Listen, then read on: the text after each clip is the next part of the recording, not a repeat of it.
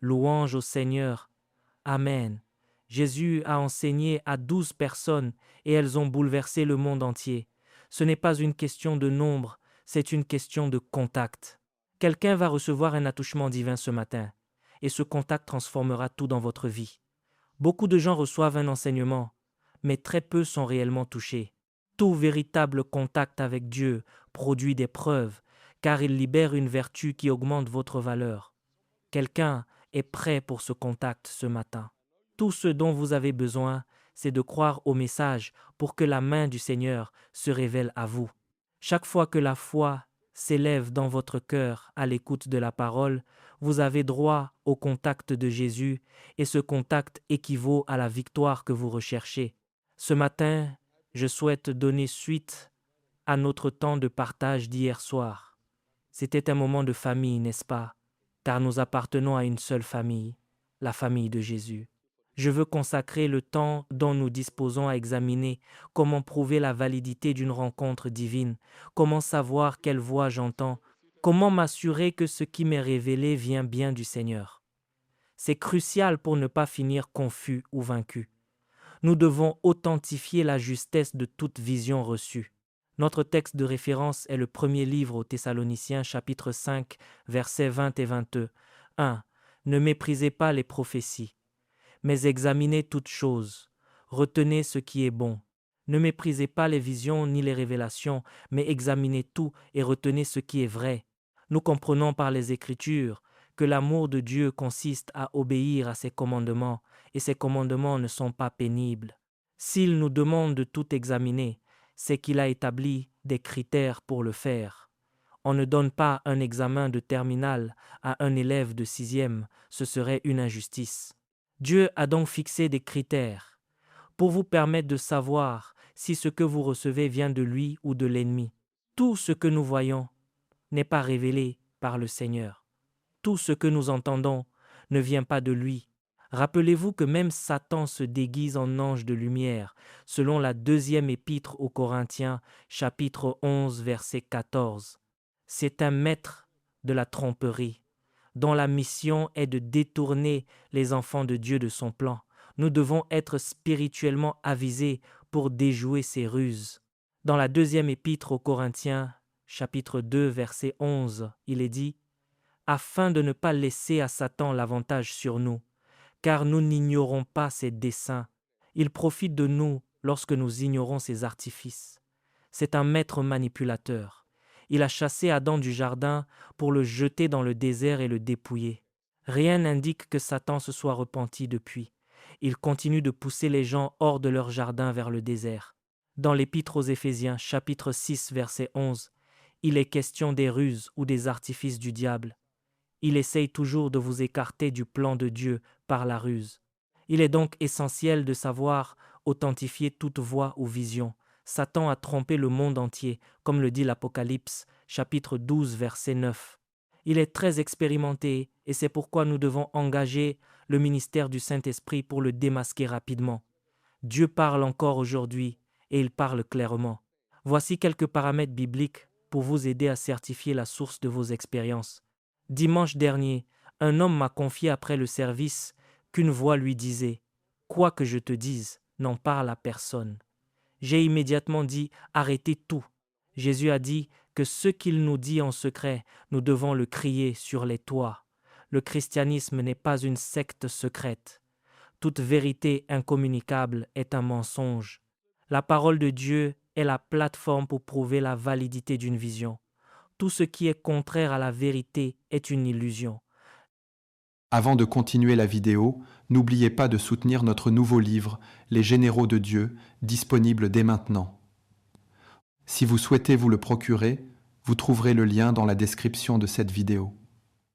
Merci pour votre soutien et bonne suite de visionnage. Les Écritures ne peuvent être brisées. Par conséquent, toute vision ou révélation qui n'est pas fondée sur les Écritures est fausse. Nous ne pouvons rien faire contre la vérité. Selon la deuxième épître aux Corinthiens, chapitre 13, verset 8, la vérité est le seul socle. Cet homme était sûr d'avoir entendu Dieu, mais j'ai pu lui prouver le contraire par ma compréhension de la parole. Surveillez bien cela. C'est la voix d'un étranger. Lorsque le Seigneur m'a montré le mystère de l'huile d'onction, c'était impopulaire à l'époque, mais je ne me suis pas arrêté. J'ai continué à l'enseigner jusqu'à ce que tout le monde en voie les bénéfices. Aucune vérité biblique n'est privée. La Bible est un livre ouvert. Voici 5 paramètres pratiques. Premièrement, toute direction ou vision divine est accompagnée de paix. Le psaume 85, verset 9 dit « J'écouterai ce que dit Dieu, le Seigneur, car il parle de paix à son peuple. » Dieu parle toujours de paix. Tout ce qui ne s'accompagne pas d'une paix profonde. Cette paix qui surpasse toute intelligence et qui est stable est suspect. Dans Ésaïe, chapitre 48, versets 17 et 18, le Seigneur dit qu'il nous enseigne pour notre profit et nous conduit dans la voie que nous devons suivre. Si nous sommes attentifs à sa voie, notre paix sera comme un fleuve. Un fleuve n'a pas peur des montagnes, il trouve son chemin. Lorsque le Seigneur vous envoie, cela s'accompagne d'une paix comme un fleuve. Deuxièmement, le paramètre de la joie ineffable. Jérémie chapitre 15, verset 16 dit « Tes paroles se sont présentées à moi, et je les ai dévorées. Tes paroles ont fait la joie et l'allégresse de mon cœur. » Une parole du Seigneur apporte toujours la joie. La première épître de Pierre, chapitre 1, verset 8, parle d'une joie ineffable et glorieuse. Si c'est une parole du Seigneur, elle déclenche une joie inhabituelle en vous. En janvier 1996, lorsqu'on m'a emmené sur le site de notre futur siège, mon raisonnement géographique s'y opposait, car c'était un lieu obscur. Mais dès que Dieu a dit « c'est ici le lieu », tous mes doutes ont disparu pour faire place à une joie irrésistible. Chaque parole de Dieu, aussi difficile soit-elle, vient avec la joie. Le psaume 16, verset 11, nous dit que dans sa présence, il y a une plénitude de joie.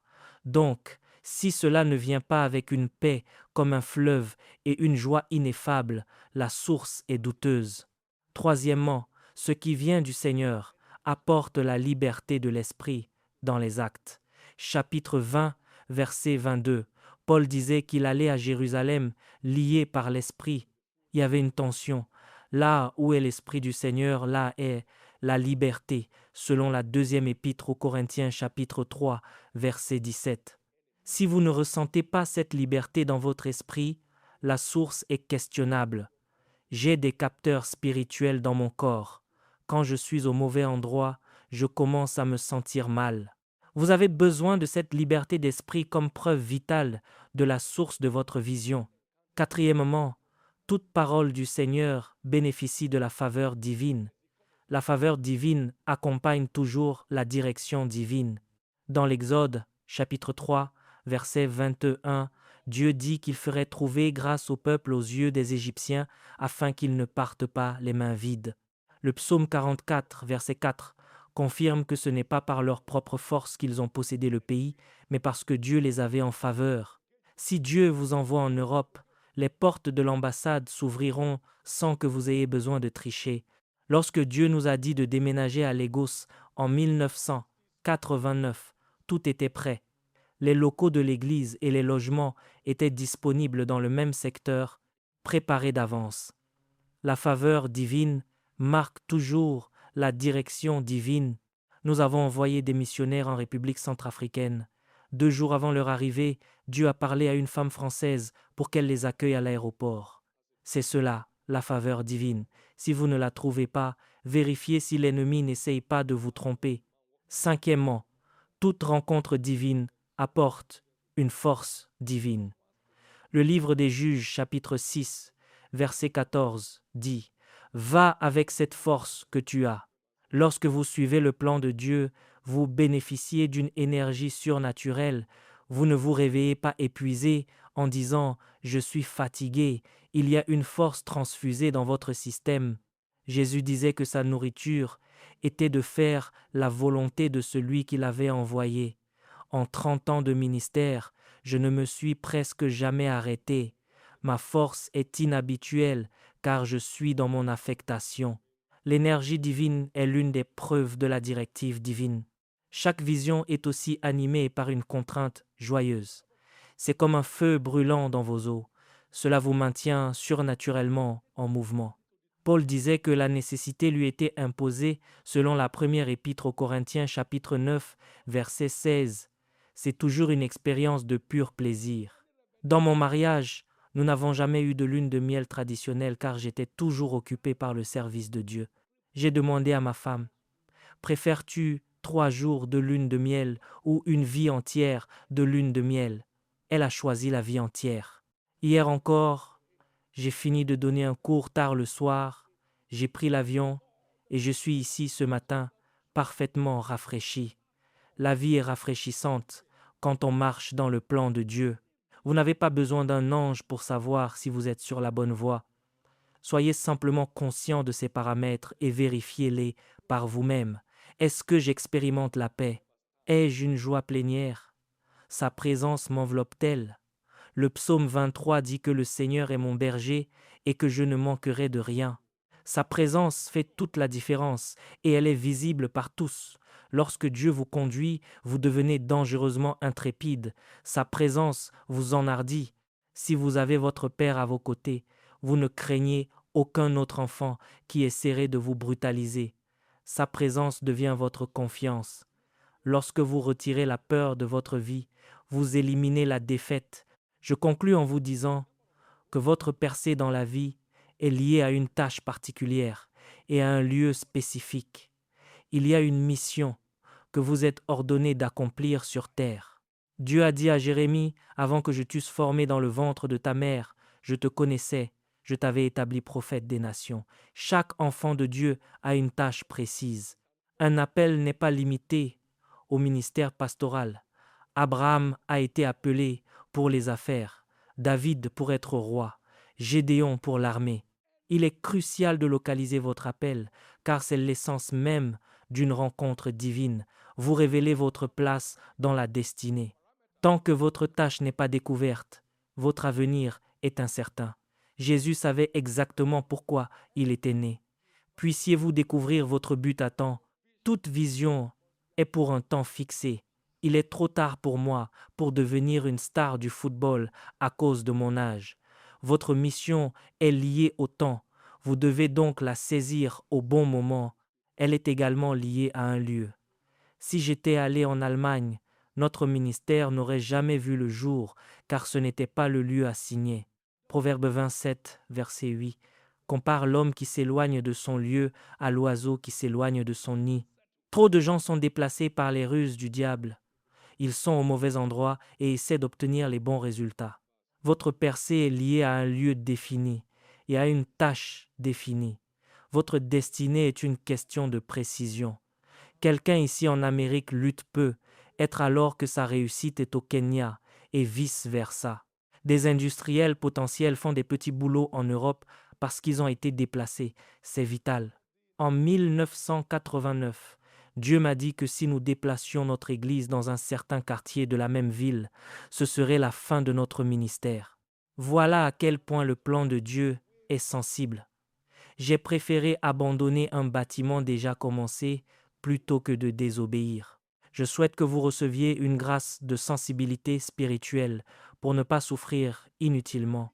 Puisse cette rencontre divine 2011 ouvrir la prochaine phase de votre vie avec éclat.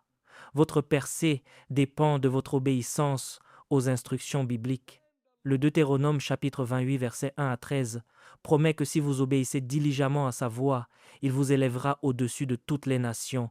Vous serez bénis à la ville et aux champs. Vous serez la tête et non la queue. Tout cela est contenu dans l'obéissance de la foi. Apprenez où vous appartenez. Définissez votre tâche et marchez dans l'obéissance. Vous n'êtes pas né de nouveau pour lutter, mais pour briller. Nous sommes la lumière du monde et le sel de la terre. Marchez dans cette compréhension spirituelle pour profiter du meilleur de Dieu. Vous êtes bénis. Levons-nous tous. Célébrez Dieu pour la lumière que vous avez reçue ce matin. Remerciez Jésus pour sa parole. Vous êtes victorieux. Merci d'avoir regardé la vidéo. N'oubliez pas que vous pouvez soutenir la chaîne tout en découvrant encore plus de contenu intéressant. Si vous aimez ce que nous partageons ici, n'hésitez pas à acheter notre livre disponible dès maintenant. C'est une excellente façon de nous encourager et de nous aider à continuer à produire davantage de vidéos de qualité. Vous trouverez le lien du livre dans la description juste en dessous. Merci beaucoup pour votre soutien. Soyez bénis.